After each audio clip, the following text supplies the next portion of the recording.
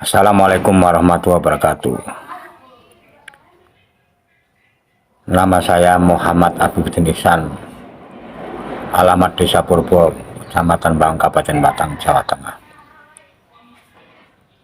Melihat fenomena yang terjadi yang ada di Indonesia, khususnya mengenai soal sambung dan tidaknya nasab para habaib yang ada di Indonesia, saya akan menyampaikan sedikit tentang pemikiran saya dalam menerima apakah para habaib yang ada di Indonesia itu tersambung dengan Nabi besar Muhammad Shallallahu Alaihi Wasallam atau tidak.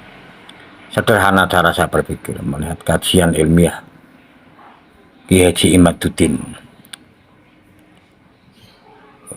itu menurut saya sangat bisa diterima dengan secara akal yang sehat, karena dia berdasarkan kajian-kajian beliau melalui kitab nasab. Itu sangat bisa diterima. Apalagi menurut saya habaib-habaib yang ada di Indonesia ini yang mengaku dzurriyyah Nabi besar Muhammad SAW dalam berbicara, dalam berpidato, dalam berdakwah tidak mencerminkan akhlak baginda Nabi besar Muhammad SAW. Itu yang paling kami lihat, yang kami cermati. Mestinya ketika seorang anak itu harus bisa mencontoh perilaku bapak, kakeknya, datuknya, dan seterusnya. Tapi yang saya cermati justru menyimpang jauh.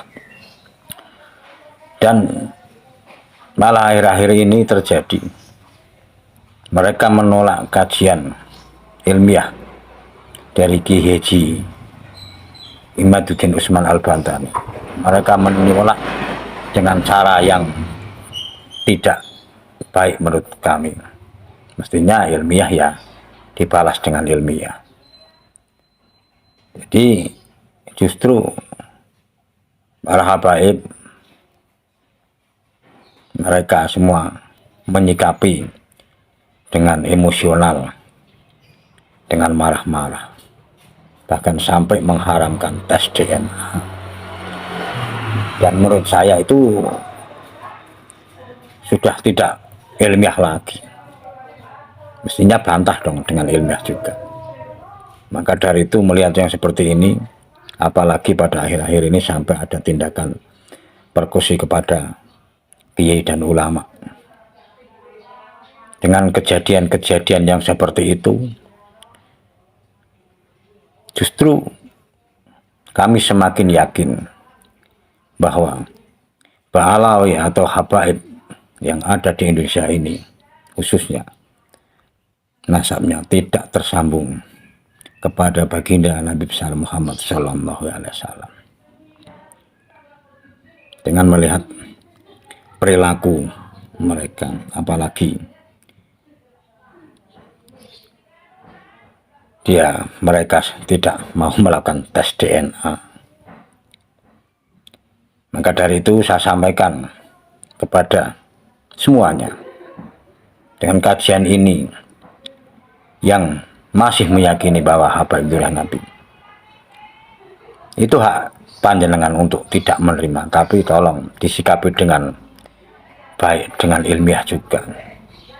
Alasan-alasan kenapa masih meyakini begitu, jangan terus disikapi dengan marah-marah, bahkan muncul kebencian.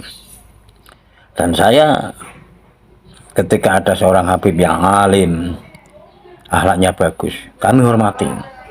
Dan kami menghormati bukan karena nasabnya, tapi karena menghormati ilmu dan akhlaknya, begitu.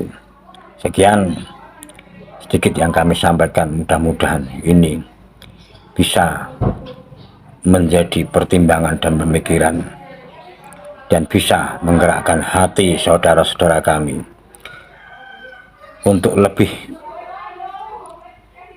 memahami dan melihat makna kebenaran itu yang terjadi. Karena menurut saya, untuk melihat atau mengerti sebuah kebenaran tidak harus menggunakan ilmu yang tinggi atau pangkat titel yang hebat, tapi cukup gunakan hati, gunakan akal pikirannya. Betul enggak ini orang mengaku dia nabi kok seperti ini? Itu saja, sederhana. Sekian, kurang lebihnya mohon maaf.